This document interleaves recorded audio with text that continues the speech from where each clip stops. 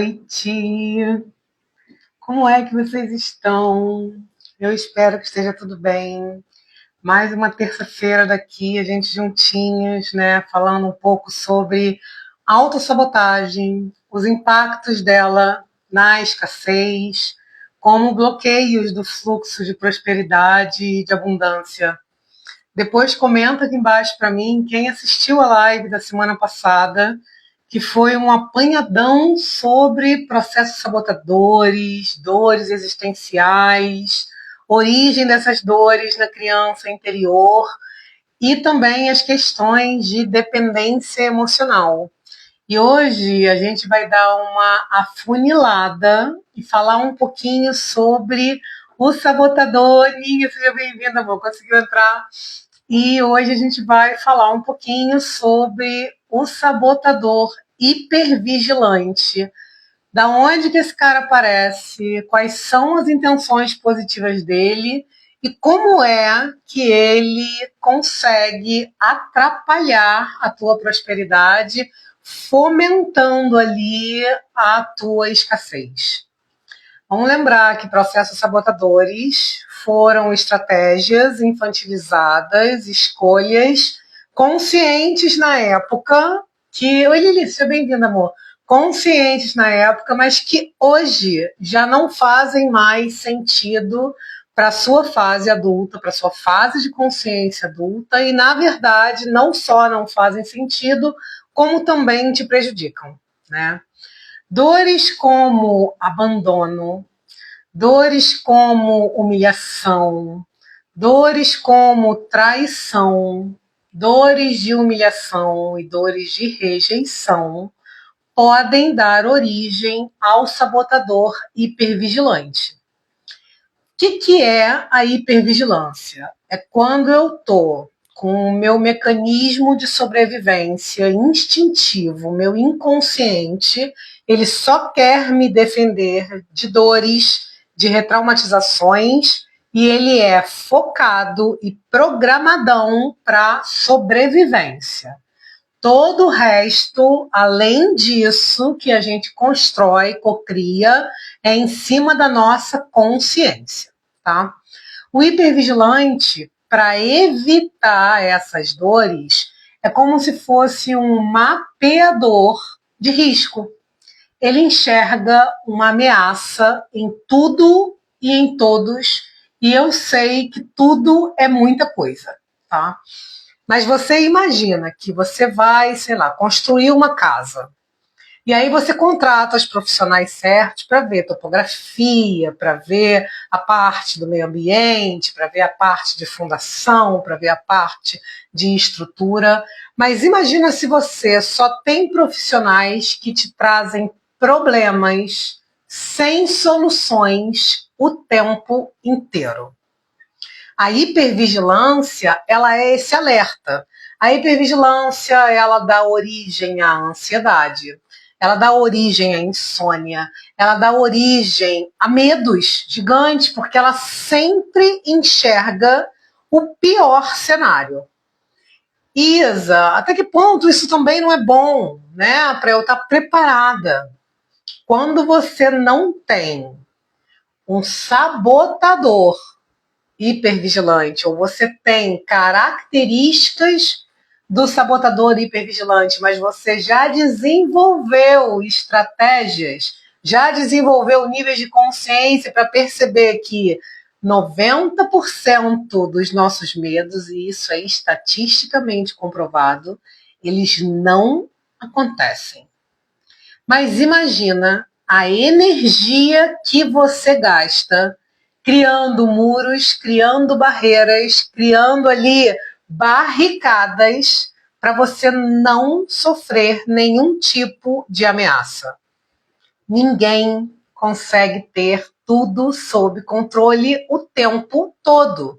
Olhar para um aspecto não positivo de uma história, um aspecto negativo de uma história, te permite pensar em plano B e plano C.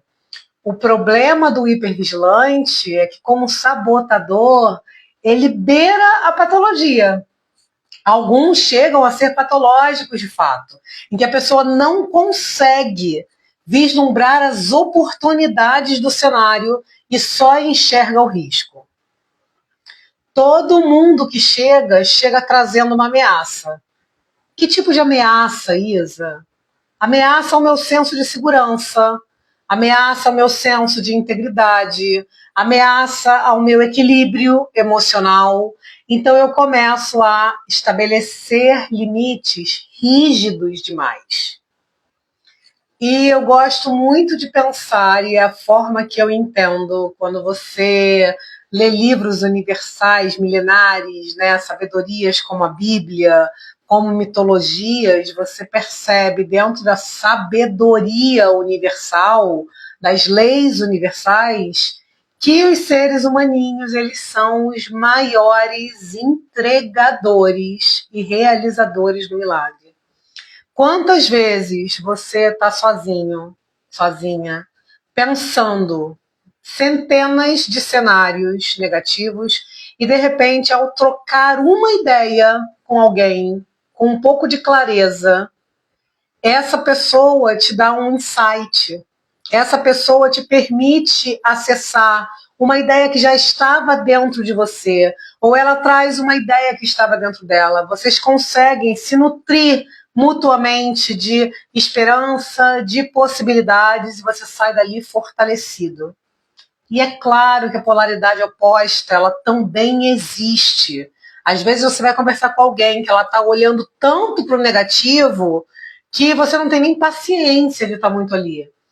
E se a gente olhar com um pouquinho mais de cuidado, a gente ainda vai perceber que essas pessoas que estão na polaridade negativa, elas também drenam a sua energia, porque é legal você ter alertas de possíveis riscos para administrá-los, para colocar os planos B ali, só que isso não pode tomar toda a sua energia, porque senão você perde o foco naquilo que era o plano A.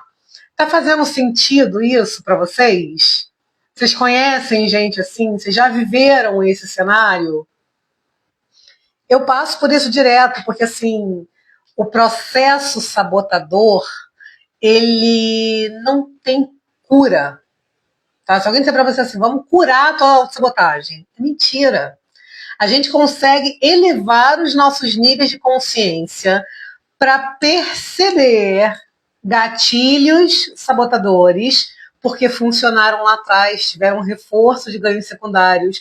Você fez assim ao longo de uma vida, mas você fica esperta para perceber que você está se sabotando, para se questionar, para fazer diferente. Há um tempo atrás, eu tenho a Bruninha, que é minha consultora de treino, e eu falei ontem nos stories, eu salvei lá nos destaques de histórias, vocês podem dar uma olhada. Eu estava falando sobre um insight que veio nesse eclipse, sobre por que eu tenho medo de injeção, por que eu protelo tanto nos treinos, porque é um dos primeiros lugares que eu abandono, porque tinha a ver com a minha vitimização, que é um processo sabotador que eu tenho desde lá pequenininha. Já contei a história da natação, aquela coisa toda, né? Tá lá na live anterior, se você quiser ver. E eu também me percebo como hipervigilante. A última série, a penúltima série que ela me passou era uma série puxadona de perna. E eu estava muito sem energia, eu estava ajustando ainda indicadores do meu exame de sangue, eu estava me sentindo sem energia, e tinha problemas de colesterol, problemas de glicose, inflamação estava crônica. Então, com a Dani Beran, da Clínica Beran, ela me ajudou com a soroterapia a mudar esses indicadores, a trazer a saúde de volta para continuar um processo de emagrecimento a partir de um lugar de saúde, né? E aí eu percebi que com o treino que a Bruna tinha passado, e ela consciente de todas as minhas fragilidades articulares, consciente de postura, a gente vem fazendo um trabalho lindo juntas, ela tem mudado a minha forma física, de encarar o físico, só que ela estava acreditando muito mais em mim do que eu, tá? E aí, quando eu me deparei com uma série que era muito puxada, eu me percebi não fazendo aquela série. dias de perna, aquela série que estava para mim extremamente desafiadora, eu simplesmente não fazia. Ou eu faltava, ou eu protelava, comecei a crescer demais em cima, crescer não, né, gente, que já sou imensa, mas secar mais em cima e não crescer nada embaixo. Isso acusou na bioimpedância. E aí eu fui conversar com a Bruna, né? Eu falei, mana, eu tô me sabotando. Eu tô numa hipervigilância que está me fazendo me esquivar 2 sabotadores. Porque a minha vitimização, 3 sabotadores, estão ali os 3 de braços dados. Estou me esquivando disso porque eu não acredito que eu vou dar conta. Perdão. E o não dar conta, para mim, volta lá na criança interior que não gostaria de competir, mesmo sendo uma competição comigo. Então eu estava enxergando milhões de ameaças naquele treino, que ela sabe que eu sou capaz de fazer, mas que eu não estava acreditando que eu daria conta. E se eu falhasse? E se eu tivesse que dizer que eu não dou conta? Na verdade, não ia acontecer nada, mas a minha mente sabotadora estava me dizendo que eu não era capaz, que eu não podia falhar, então que era melhor nem tentar. O hipervigilante enxergou uma ameaça de falha. A vítima já começou a sofrer por antecipação e o esquivo já entrou dizendo, não, vamos passar por isso aqui não, meu amor. Só. E aí eu cheguei e me deparei, me confrontei com o meu maior medo. Que era o quê? Declarar, mana, eu tô com medo de não dar conta, eu tô protelando, vamos criar uma outra série de forma que fique confortável para eu ir ganhando segurança para chegar nessa daqui e você me esguelepar. Então, assim, eu trabalho com autossabotagem há 14 anos. Não significa que eu não perceba que ela está. Mas no momento em que eu percebo 3 treinos protelados, um resultado ruim na bioimpedância que jogou na minha cara, tipo, se eu está ganhando massa na parte superior e a parte inferior está ficando, eu falei, brother, sou eu que não estou fazendo, não tem nada a ver com a consultoria. Eu poderia delegar para ela na vitimização a responsabilidade, mas no rolê não era com ela. Ela sabe que eu dou conta. Ela fez o melhor que ela podia, e se eu tivesse dado conta daquele treino, escolhido confrontar o medo, mas eu preferi recuar e confrontar a minha autossabotagem em assumir que nesse momento eu não dou conta disso. Arregar. E aí eu arreguei para mim e vi que não teve problema algum. Estou fazendo uma série de muito mais força, estou fazendo uma série muito mais desafiadora, só que a minha mente conseguiu encaixar ela dentro de uma realidade muito louca que para ela essa outra ela dá conta, mas aquela ela não dava. Mas você percebe que se eu tivesse insistido num rolê que parece tão simples, eu estaria me prejudicando e a mais ninguém. Por isso que é autossabotagem. Eu quero um resultado, eu preciso fortalecer a parte inferior, eu preciso criar glúteo por causa de lombar, por causa de um monte de coisas. E eu não estava fazendo por medo de falhar. Eu falei, eu já vou me jogar direto na falha e assumir que eu não estou acreditando que eu dou conta. Eu vou para o pior cenário que o meu hipervigilante havia traçado. Pior seria falhar, não dar conta. E eu só não dei. E aí ele assume isso e fala, pô, que libertador, né? Olha que presente. E aí, agora, o meu convite é te fazer refletir sobre quais são os processos sabotadores que você está vivendo agora, jogando um monte de história negativa, um monte de cenário pessimista, se sentindo completamente sem energia, sem possibilidade de recomeçar. Porque é exatamente nesse lugar que o hipervigilante rouba a tua prosperidade, porque prosperar é crescer, se arriscar é crescer, né? Todo novo desafio, a criança ela pode passar a vida se arrastando, Mas a natureza do ser humano é movimento, então ela vai aprender a andar. A menos que ela tenha algum déficit físico, alguma questão realmente fisiológica, biológica, que não permita. Mas na grande maioria das vezes, você vai andar e você vai cair, vai aprender caindo e vai cair centenas de vezes até você se estruturar no seu eixo gravitacional e ali ter firmeza, e você nunca mais vai lembrar dos desafios que você viveu para andar. Mas enquanto você não encarar as quedas e ficar preocupada com elas, você não vai para lugar algum. Sim, lá em casa a gente teve uma criação muito cheia de limites, né? Minha mãe é uma pessoa muito medrosa, muito cuidadosa, virginiana, perfeccionista, é um dos sabotadores dela, e o hipervigilante também. Tudo é risco. Você vai estar em casa às 6 da tarde, se chegar às 6h10, você vai ser punida, porque filha minha não pode estar na rua essa hora, porque eu não quero estar correndo os riscos do mundo. E dentro do que ela tinha para dar, estava certíssima. É a forma dela, né? Só que isso foi criando barreiras. Eu tinha medo de ir para a cachoeira, encontrar cobra, escorregar na pedra, bater a cabeça. Era meu? Não era meu. Eu nunca tinha ido na cachoeira, nem sabia que isso existia lá. Eram as ideias dela. E aí chegou um momento na minha juventude, 21, 22, 23, que eu falei, eu preciso ir para a cachoeira para testar que isso não é real, né? E fui com alguns amigos e fui testando, fui me permitindo andar ali naquele lugar e fui superando o medo. Como eu tinha medo de altura, e aí eu tive que ir a topo de prédios, eu tive que pular de parapente com a maior segurança possível. Eu lembro que eu estava paralisado, o instrutor falava comigo, eu não estava prestando atenção a nada. Eu falei, me dá esse papel aqui, gente, que eu vou assinar, porque eu não estou nem conseguindo ouvir. A gravação eu falo do início ao fim, só veio a boquinha mexendo o tempo todo, de tão nervosa que eu estava. Mas por que isso? Porque quando eu confronto um medo, eu provo para ele que eu sou maior do que ele. E isso abriu inúmeras âncoras emocionais de que se eu saltei lá nas alturas, isso aqui eu também posso encarar.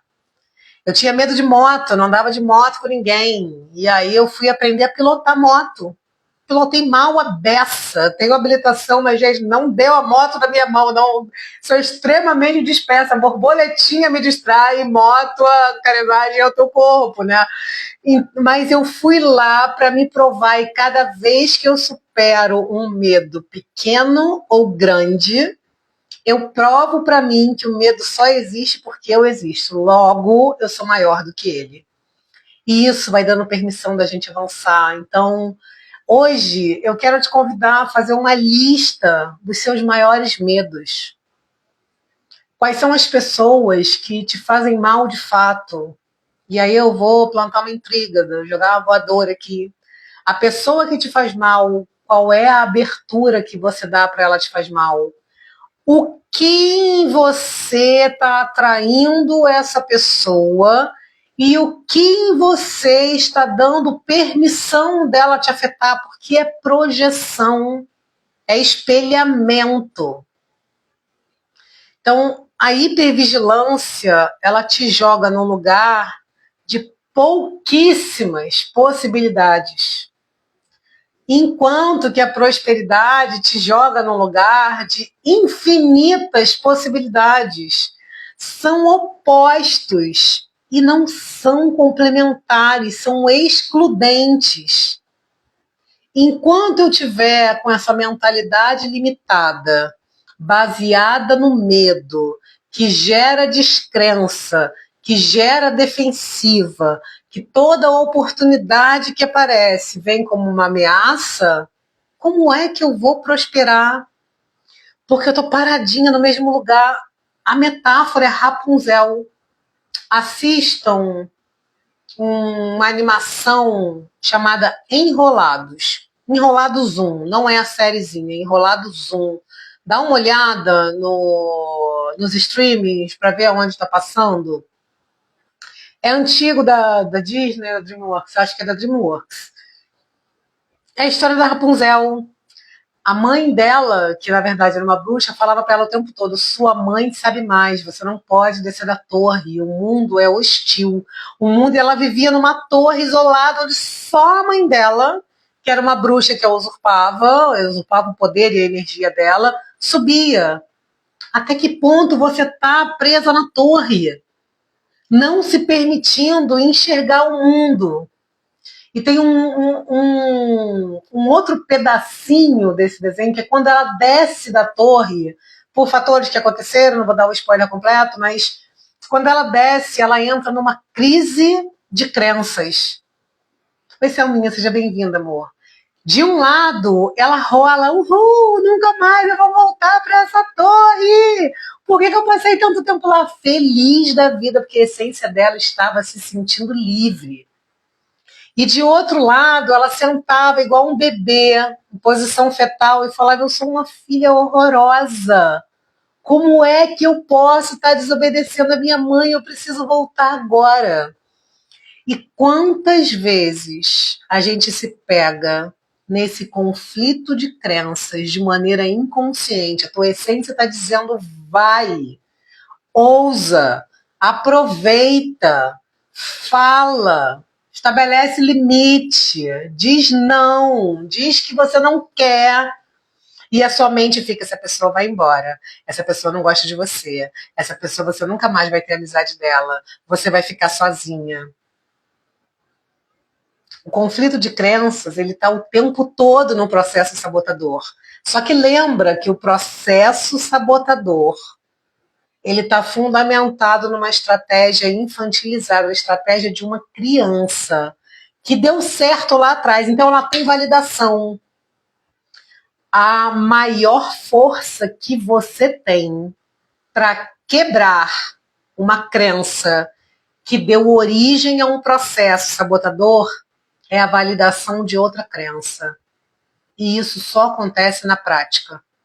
Você precisa pegar algo que você tem medo, enfrentar esse algo que dê medo, criar essa âncora positiva, porque é uma prova para o teu inconsciente. Quando chega lá, eu falo que o inconsciente é um contadorzinho, né? Daqueles barrigudinhos, camisinha listrada, com a canetinha atrás da orelha, dizendo: vai dar não. Tudo que você fala para ele: queria fazer isso. Ele fala: pelos meus cálculos não vai dar.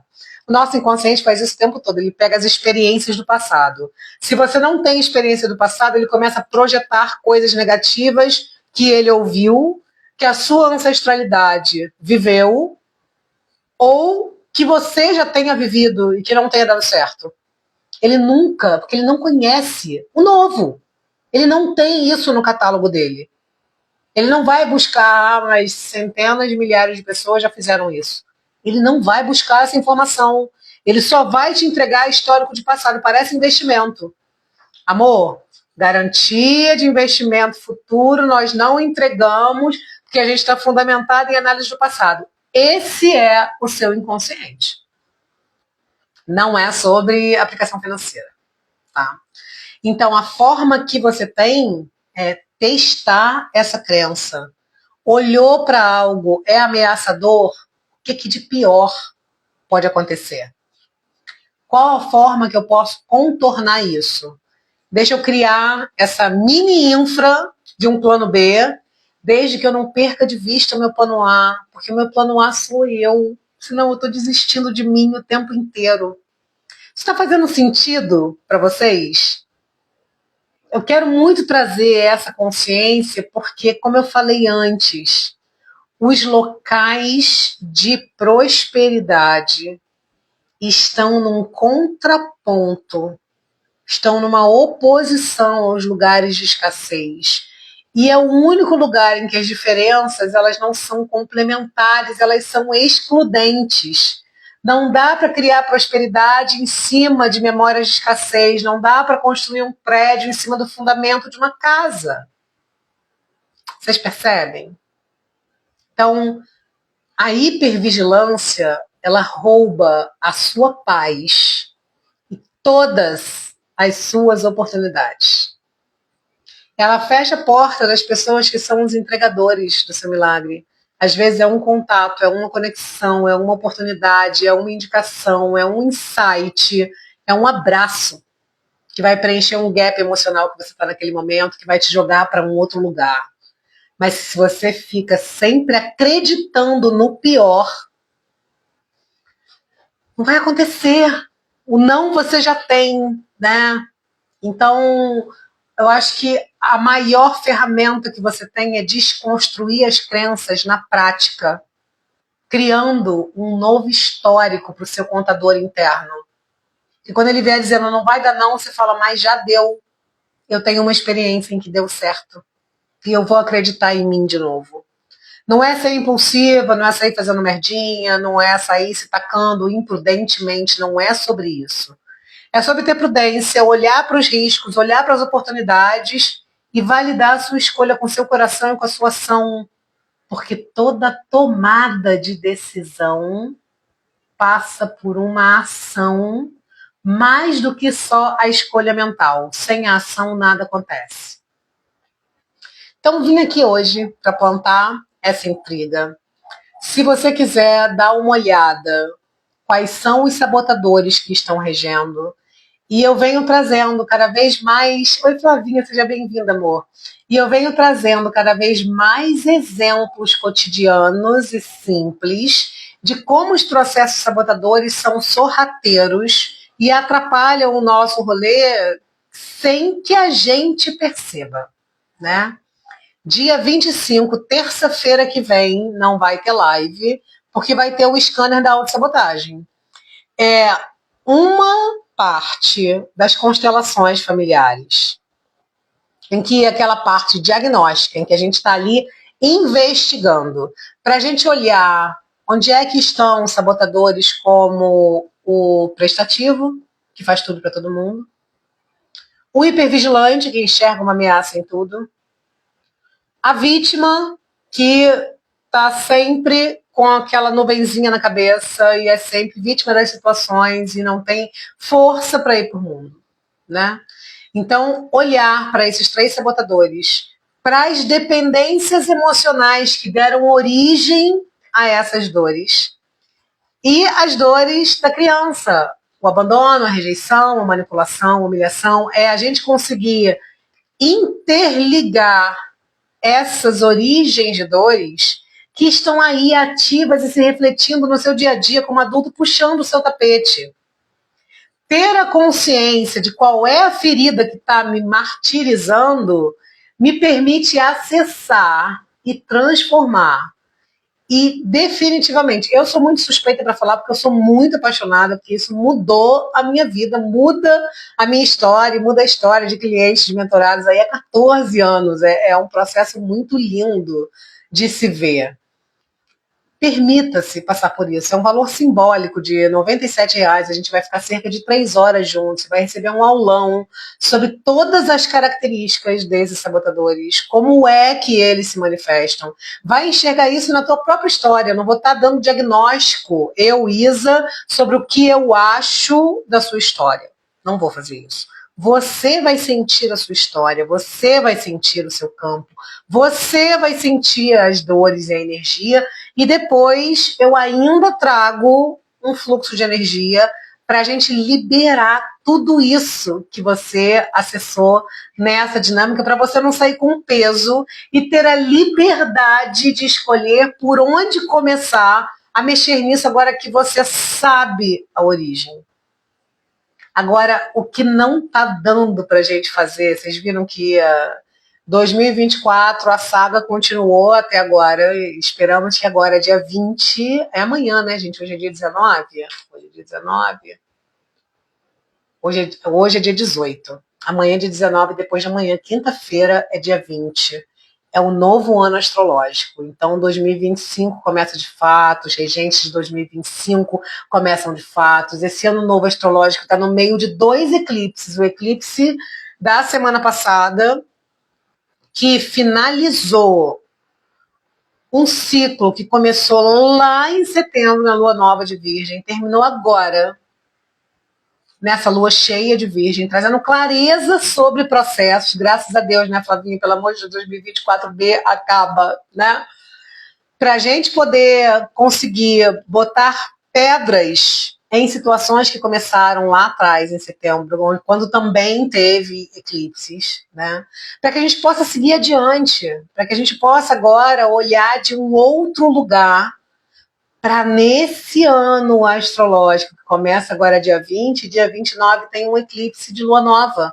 A gente vai plantar as sementes que a gente quer para esse ano com toda essa consciência. Então, não deixa de fazer a tua parte e finalizar com chave de ouro, com um diagnóstico em mãos para saber o que você precisa mudar na sua vida.